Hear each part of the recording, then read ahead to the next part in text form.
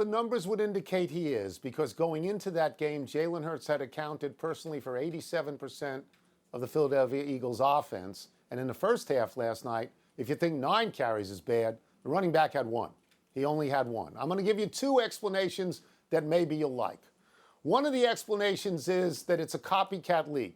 And Nick Sirianni is 100 miles north of Baltimore, and he looks at the Baltimore Ravens, and he looks at Lamar Jackson, and he says, I watched my guy do this in Oklahoma. I watched my guy do this in Alabama. Maybe he can do it for me.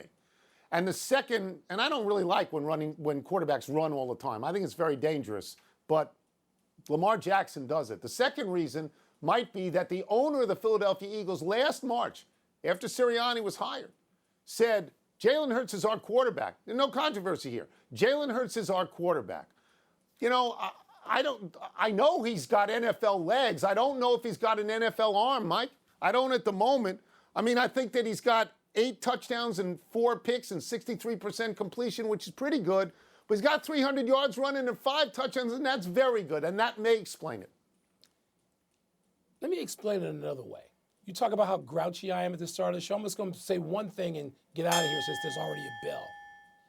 Coaching in the National Football League is often dreck.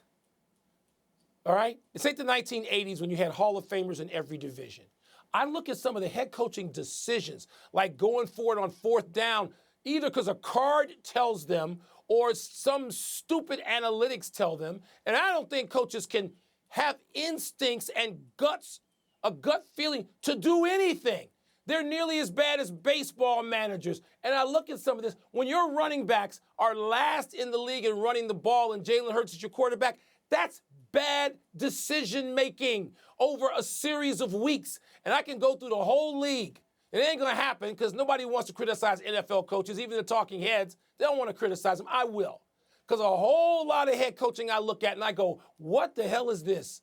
These guys are not going to make me forget Joe Gibbs, Tom Landry, and Bill Parcells in the division. In the 1980s. I love it. So what? I'm in the 60s and you're in the 80s. Well, that's more modern than you. By the way, the I don't want to Eagles be in the traded Zach Ertz. 20s with these guys. Zach Ertz is a big-time tight end, and they just got rid of him. They got rid of him. It's insane to me.